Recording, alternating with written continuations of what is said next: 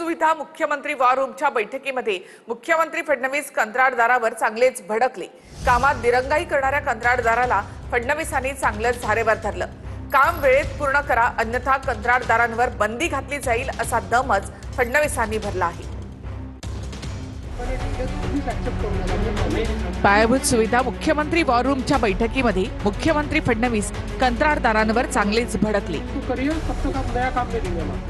कामात दिरंगाई करणाऱ्या कंत्राटदाराला फडणवीसांनी चांगलंच फटकारलं। मिठी नदीवरच्या पुलावरून फडणवीस कंत्राटदारांवर संतापले। काम पूर्ण व्हायला वेळ लागल्यास कंत्राटदारावर बंदी घातली जाईल असा दमच फडणवीसांनी कंत्राटदाराला भरला आहे।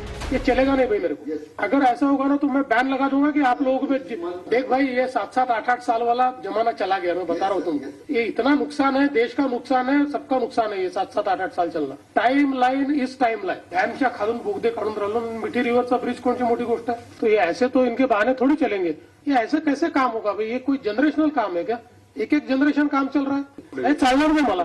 तुम्ही त्याचं रिझॉल्व करा, प्रॉब्लेम रिझॉल्व करा, मला नाही चालणार आहे। आप इसको करिए, तब तक आप नया काम नहीं देंगे हम। आज संध्याकाळपर्यंत कामाची सगळी टाइमलाईन वॉर रूमला मिळाली पाहिजे अशा कडक सूचना फडणवीसांनी दिल्या। कुठलाही प्रोजेक्ट 3 ते 3.5 वर्षात झालाच पाहिजे असंही फडणवीसांनी म्हटलंय। साठी लागण्याची शक्यता आहे। मला एक थोडं समजावून सांगा, कुठल्याही हाती नाही तर आपण टेंडर देऊन मोकळे झालो।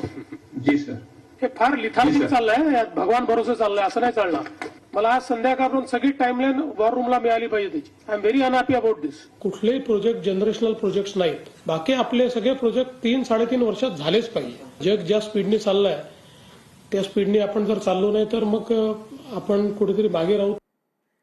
बॅलेटवर निवडणुका होईपर्यंत निवडणुकांवर बहिष्कार टाका, राज ठाकरे यांची ही भूमिका असल्याची संजय राऊतांची माहिती आहे। राज ठाकरे यांनी मांडलेली भूमिका काल मी उद्धव ठाकरे यांच्यासमोर सांगितली असंही राऊतांनी म्हटलंय। देशात विचार पसरला तर एकमत होऊ शकतं अशी प्रतिक्रिया सुद्धा संजय राऊत यांनी दिली आहे। देशातल्या निवडणुका बॅलेट पेपरवर होत नाहीत तोपर्यंत निवडणुकांवर बहिष्कार टाकण्याची राज ठाकरेंची भूमिका असल्याचं संजय राऊतांनी म्हटलं। संजय राऊतांनी शुक्रवारी राज ठाकरे यांची भेट घेतली। राज ठाकरे यांच्या शिवतीर्थ निवासस्थानी राऊतांनी राज ठाकरे यांच्याशी चर्चा केली। राज ठाकरे यांची भूमिका उद्धव ठाकरेंपर्यंत पोहोचवल्याचं देखील राऊत म्हणाले। जोपर्यंत बॅलेट पेपरवर निवडणुका होत नाही तोपर्यंत निवडणुकांवरती बहिष्कार टाका या त्यांच्या भूमिकेचा त्यांनी काल माझ्याकडे पुनरुच्चार केला आणि मला ते पटतंय। आणि राज ठाकरेंची भूमिका काल मी उद्धवजींनाही सांगितले की राज ठाकरे असं प्रकारे त्यांची भूमिका मांडतात आणि ती योग्य आणि उद्धवजींना असं वाटतं त्याच्यावरती एक निर्णय होणं गरजेचं आहे। राज ठाकरेंनी त्यांची भूमिका पहिले स्पष्ट केली होती। आज जाऊन काय त्यांनी नवीन काय त्यांनी सांगितलंय का? नाही। आता हा निरोप घेण्यासाठी किंवा देण्यासाठी संजय राऊत गेलाय याच्यातच मला काही तथ्य वाटत नाही। संजय राऊत हा कदाचित उबाठांच्या तक्रारी करायला राज साहेबांकडे गेला असावा आणि त्या तक्रारीचा पाढा तिथं वाचून मला वाटतं संजय राऊत वापस गेलेले। दुसरीकडे सुप्रिया सुळेंनी देखील राज ठाकरेंच्या भूमिकेचं समर्थन केलंय। पण मला असं वाटतं की भारतीय जनता पक्षाला एवढा आत्मविश्वास जर आहे की ते जिंकतात कॉपी न करता, मग जर राज ठाकरेंची एक मागणी आहे तर करून बघा एखादं इलेक्शन बॅलेट पेपरवर, काय हरकत नाही करायला। उद्धवजी, तुमच्या पक्षावरच महाराष्ट्रातल्या जनतेनं बहिष्कार घातलाय। संजय राऊतांच्या पक्षाला महाराष्ट्रातल्या जनतेनं घरी बसवलं। ज्यांच्या पक्षावर ज्यांच्या गटावर महाराष्ट्राच्या जनतेने बहिष्कार घातलाय त्यांनी निवडणुकीच्या बहिष्काराची भाषा बोलूच नये। विधान परिषद निवडणुकीमध्ये घोडेबाजार झालाय। निवडणूक प्रक्रिया बदलण्यासाठी संसदेमध्ये बिल मांडणार असं सुप्रिया सुळेंनी म्हटलंय। तर माणसं पैशांपेक्षा प्रेमानं जिंकता येतात हे समजलं तर बिल मांडण्याची गरज नाही असं प्रत्युत्तर फडणवीसांनी दिलंय। विधान परिषदेच्या निवडणुकीमध्ये घोडेबाजार झाल्याचा आरोप सुप्रिया सुळेंनी केलाय। विधान परिषदेची निवडणूक प्रक्रिया बदलण्यासाठी संसदेत बिल मांडणार असल्याचं सुप्रिया सुळे म्हणाल्या। वेळप्रसंगी कोर्टात जाण्याची तयारी असल्याचंही सुप्रिया सुळेंनी सांगितलंय। विधान परिषदेचा मतदानाचा आणि ह्या इलेक्शनचा काहीही संबंध नाही। एक तर मी स्वतःच बिल मूव्ह करणार आहे की हे इलेक्शन बंद तरी करा, नाहीतर ओपन वोटिंग करा। हे घोडेबाजार आणि हे असले सगळे उद्योग बंद झाले पाहिजे। हात वर करा, व्हीप काढा आणि त्याच पद्धतीने इलेक्शन झालं पाहिजे, ही माझी भूमिका असेल. काही दिवसात तुम्हाला माझं ते बिल पार्लमेंटमध्ये दिसेल. माणसं पैशापेक्षा प्रेमानं जिंकता येतात हे जर तुम्हाला समजलं तर तुम्हाला अशा प्रकारचं बिल मांडण्याची आवश्यकता पडणार नाही. तथापि या निवडणूक प्रक्रियेत परिवर्तन झालं पाहिजे या संदर्भात जर कोणी बिल मांडणार असेल तर मला काहीच हरकत नाही. माझंही मत आहे की निवडणूक प्रक्रियेमध्ये परिवर्तन झालं पाहिजे. विधान परिषद निवडणुकीत महाविकास आघाडीच्या उमेदवारांनी माघार घेतल्यानंतर भाजप नेत्यांनी खिल्ली उडवली होती. त्यावरून सुप्रिया सुळे आणि चंद्रशेखर बावनकुळेंमध्ये चांगलीच जुंपली आहे. भारतीय जनता पक्षाने मला तोंड उघडायला लावू नये, पण आत्ता हा जो घोडे बाजार झालाय तो कोण काय कसं काय झालंय या बऱ्याच गोष्टी तुम्हालाही माहिती आहेत. सुप्रियाताईंना विनंती आहे, कसं बोलू नका. 1000 गोष्टी आमच्याकडे आहेत, त्या आम्हाला उघड कराव्या लागतील. मी 35 वर्ष झाले भारतीय जनता पार्टीचा कार्यकर्ता आहे. मी अनेक सरकार बघितले आहेत. त्यामुळं हात जोडून विनंती आहे की असं बोलू नका, महाराष्ट्राला बदनाम करू नका. विधान परिषदेचं राजकारण वेशीलाही लाजवणार आहे याची टीका विजय वडेट्टीवारांनी केली. निवडणुकीमध्ये आम्ही उभे केलेले उमेदवार विकले गेले असा हल्लाबोल सुद्धा वडेट्टीवार यांनी केला. वडेट्टीवारांच्या वक्तव्यावरून संजय शिरसाट आणि बावनकुळेंनी पलटवार केलाय. काँग्रेस नेते विजय वडेट्टीवारांनी विधान परिषदेच्या राजकारणाची तुलना वेश्या व्यवसायाशी केली आहे. विधान परिषदेची निवडणूक ही धंदा झाल्याची टीकाही वडेट्टीवारांनी केली. विधान परिषद निवडणुकीत महाविकास आघाडीच्या 6 उमेदवारांनी माघार घेतली होती. हे सगळे उमेदवार विकले गेल्याचं वडेट्टीवार म्हणाले. आता आम्ही उमेदवार उभे केले ते विकले गेले. अनेक वेळा यापूर्वी निवडणुका अनुभूत झाल्यात, नाही झाल्या असं नाही. पण आता उमेदवार बिना आपल्याच लोकांनी आपल्याच माणसाकडून पैसे मागत असतील, ज्या त्या पक्षाच्या, काय भारतीय जनता पक्षाच्या लोकांनी पैसे नाही मागितले, त्याही नगरसेवकांनी पैसे मागितले, तर देणार कुठून? हा धंदा झालेला आहे. म्हणजे मला असं वाटतं की विधान परिषदेतलं राजकारण वेश्येला लाजवेल इतक्या खालच्या स्तरावरचं झालेलं. वडेट्टीवारांनी अत्यंत फ्रस्ट्रेशन आल्यानंतर केलेलं हे विधान आहे. खरं तर हा वेश्याचा अपमान आहे आणि त्यातल्या त्यात स्वतःच्या कार्यकर्त्याला वेश्या म्हणणं. कोण विकले जाते? तुमचे कार्यकर्ते, म्हणजे ते वेश्या आहेत. कमीत कमी एखादा गोष्ट सांगताना किंवा बोलताना याचं भान ठेवलं पाहिजे. राजकारणामध्ये एखाद्याने माघार घेतली तो वेश्या झाला. इतके वर्ष तुमच्याबरोबर जो कार्यकर्ता काम करतोय तुम्हाला त्याला अशा भाषेमध्ये बोलणं अत्यंत गैर आहे. मला वाटतं ह्या सगळ्या लोकांना, म्हणजे महाविकास आघाडीचे जेवढे लोक आहेत ना, त्यांना फ्रस्ट्रेशन आलेलं आहे. विधान परिषदेच्या निवडणुकीवरून काँग्रेस आणि ठाकरेंच्या शिवसेनेनं टीका करणं बंद करावं असं बावनकुळे म्हणाले. तर पेट्रोल डिझेलचं संकट असताना ज्या उमेदवारांनी माघार घेतली त्यांचे आभार मानतो असंही बावनकुळे म्हणाले. त्यांचे मतं फुटतील, त्यांचे मतं त्यांना द्यायला तयार नाही लोक. त्यामुळं या पद्धतीचं राजकारण करण्यापेक्षा राज्यामध्ये लोकशाहीमध्ये लोकाभिमुख राजकारण केलं पाहिजे. आणि त्यामुळे मला असं वाटतं की थोडा विचार काँग्रेसनी करावा, टीका टिप्पणी बंद करावी. की पेट्रोल डिझेलच्या क्रायसिसमध्ये निवडणुका झाल्या नाही. मी उमेदवाराचं अभिनंदन करतो, आभार मानतो. ज्यांनी विड्रॉ केले सर्वांचा आभार मानतो. राष्ट्रवादीचे मंत्री छगन भुजबळ यांना राज्यसभेची उमेदवारी मिळण्याची शक्यता आहे. नवनीत राणा यांनी सुद्धा राज्यसभेच्या जागेसाठी प्रयत्न केले होते, पण राणांऐवजी भुजबळांच्या नावावरच शिक्कामोर्तब होणार असल्याचं बोललं जात आहे. राष्ट्रवादी काँग्रेसचे ज्येष्ठ नेते छगन भुजबळ यांना राज्यसभेची उमेदवारी मिळण्याची दाट शक्यता आहे. सुनेत्रा पवार यांच्या रिक्त जागेवर भुजबळांची वर्णी लागणार असल्याचं बोललं जात आहे. राज्यसभेच्या जागेबद्दल चर्चा करण्यासाठी पार्थ पवार, सुनील तटकरे, प्रफुल्ल पटेल आणि छगन भुजबळ यांनी मुख्यमंत्री फडणवीसांची भेट घेतली आहे. त्यानंतर राष्ट्रवादी काँग्रेसचे सर्व प्रमुख नेते छगन भुजबळ यांच्या निवासस्थानी एकत्र जमले. नवनीत राणांनीही राज्यसभेच्या या जागेसाठी प्रयत्न केले होते, पण राणांऐवजी भुजबळांच्या नावावरच शिक्कामोर्तब होणार असल्याचं बोललं जात आहे.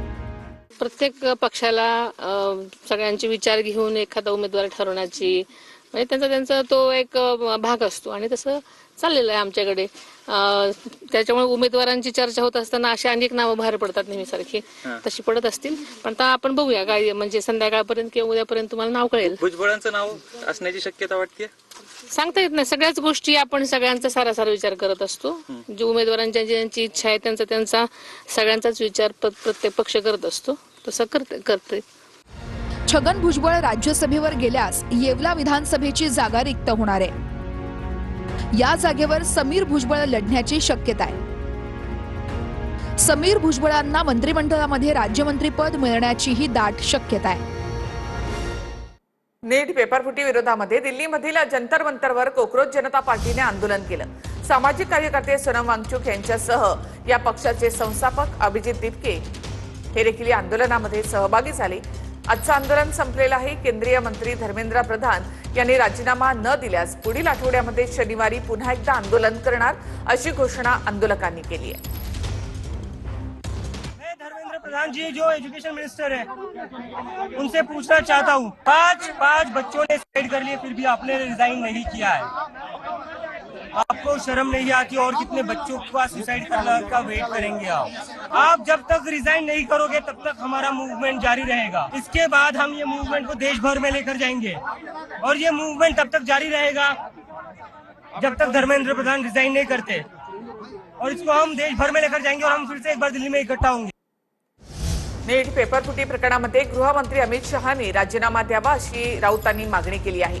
तर अमित शहांचा राजीनामा मागण्याची पात्रता राऊतांची नाही, भाजप प्रवक्ते नवनाथ बन यांनी निशाणा साधलाय.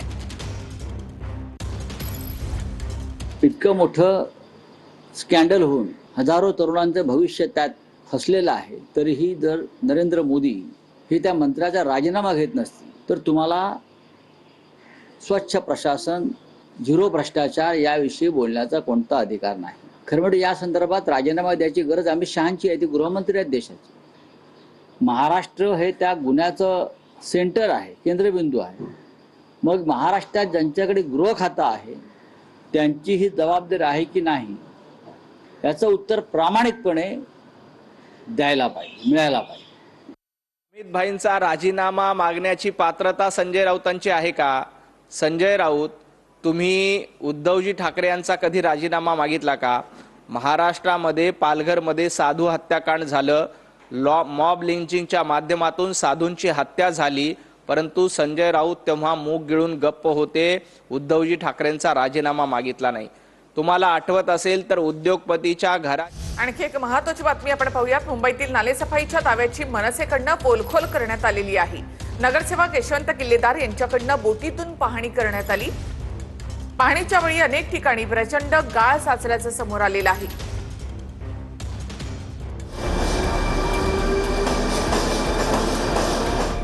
मुंबईतील नालेसफाईच्या दाव्याची मनसेनं पोलखोल केली आहे. मनसेचे नगरसेवक यशवंत किल्लेदार यांनी बोटीतून प्रवास करत नालेसफाईच्या दाव्यांचा फॅक्ट चेक केला.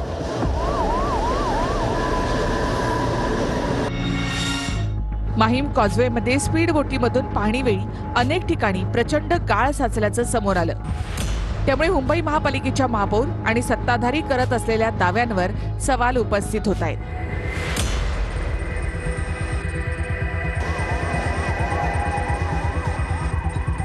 नाले जिथे जिथे तिथे त्याची तोंड कशी बुजलेत ती बघा. हा तर पूर्ण नाला ब्लॉक झालाय, दिसतोय का? हा पूर्ण ब्लॉक झालाय, पूर्ण ब्लॉक झालाय. आणि तो कचरा जो येतोच आहे. मग कसली नाले सफाई केली तुम्ही आम्हाला जे आकडे देताय 111%, 116% किंवा सरासरी 100, पूर्ण मुंबईत 104%. मग 104% जर नाले सफाई झाली असेल तर मग ही परिस्थिती, नाले सफाईचा सीझनल धंदा झालेला आहे. सीझनची वाट बघायची आणि नाले सफाईच्या नावावर महानगरपालिकेची लूट करायची, हेच या रॅकेटचं धंदा झालेला आहे असं मला वाटतंय. मुंबई महापालिका यंदा 104% नालेसफाई झाल्याचा दावा करत आहे. त्यावरून सुद्धा विरोधकांनी टीका केली.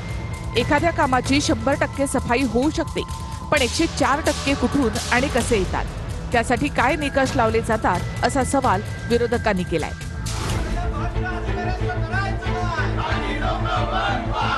मुंबईतल्या साकीनाका इथल्या खैराणी रोडवर देखील मनसेनं आंदोलन केलं. देशात, राज्यात आणि महापालिकेतही सत्तेत असताना आता दाव्यांप्रमाणे नालेसफाई का होत नाही असा सवाल मनसैनिकांनी केलाय. ठाण्यातल्या मुंब्रा परिसरातही नालेसफाई अर्धवट स्थितीमध्ये आहे. दुसरीकडे ठाणे महापालिका 80% नालेसफाईचा दावा करते. मात्र प्रत्यक्ष स्थिती त्याहून वेगळी आहे. ठाणे महापालिका हद्दीमध्ये सुद्धा नालेसफाईचा बोजवारा उडालाय. मुंबई महापालिकेत आता भाजपची तर ठाण्यामध्ये शिंदेच्या शिवसेनेची सत्ता आहे. विरोधकांनी नाल्यात उतरत सत्ताधारी करत असलेल्या दाव्यांवर टीका केली. दर पावसाळ्यापूर्वी महापालिका मुंबईकरांच्या करामधून करोडो रुपये नालेसफाईवर खर्च करते. मग तरीही नालेसफाई पूर्ण का होत नाही?